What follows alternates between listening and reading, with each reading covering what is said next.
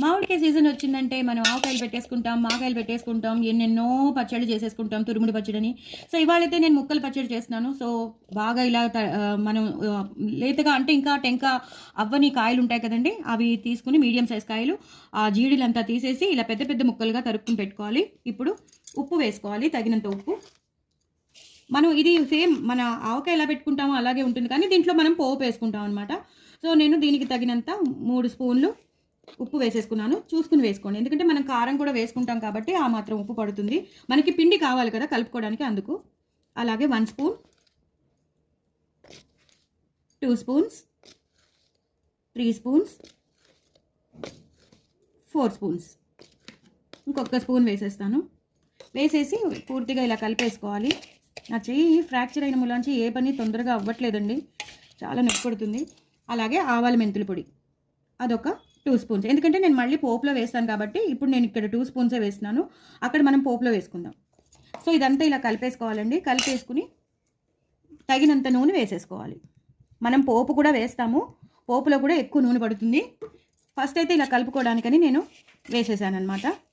So మొత్తం అంతా ఇలా కలిపేసుకుందామండి. ఇప్పుడు మనం పోపు వేసుకుందాం. ఇంకొంచెం నూనె పడుతుందని వేస్తున్నాను. సో మొత్తం అంతా ఇలా ఆ ఉప్పు కారం ఆ ఆవాల మెంతుల పొడికి కలిసిపోయాక ఇప్పుడు మనం పోపు వేసుకుందాం. చూసారు కదండి, పోపు వేసేసుకుందాం. ఎక్కువ నూనె పడుతుంది దీనికి మాత్రం. ఆవాలు, జీలకర్ర, ఎండుమిరపకాయలు వేసేసాను. అలాగే నేను ఇందాక చెప్పాను కదా, ఆవాల మెంతుల పొడి వేస్తే మంచి ఫ్లేవర్ వస్తుంది, అందులోనూ వేసుకోవాలి. పోపు వేసేటప్పుడు వేసుకోవాలి.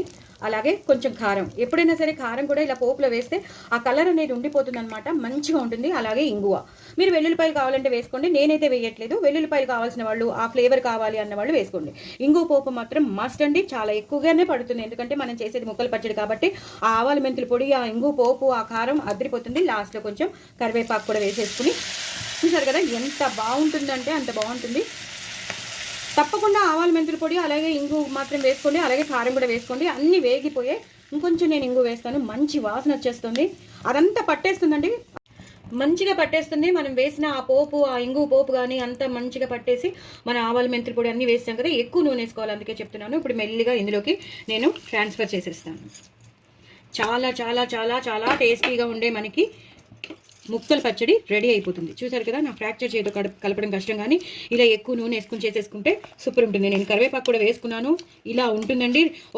ఒక గంట తర్వాత మీరు వేడి అన్నంలో కలుపుకుని తినండి, ఒక రేంజ్లో ఉంటుంది, చాలా చాలా బాగుంటుంది. ఇప్పుడు ఈ కాలంలో మామిడికాయలు ఎక్కువ వచ్చేస్తూ ఉంటాయి కాబట్టి మనం టెంపరీగా ఆవకాయ పెట్టుకునే లోపల ఇలా ముక్కల పచ్చడి పెట్టేసుకుంటే చాలా చాలా టేస్టీగా ఉంటుంది. మరి చేసుకుంటారు కదా, తప్పకుండా చేసుకుంటే ఎంజాయ్ చేయండి.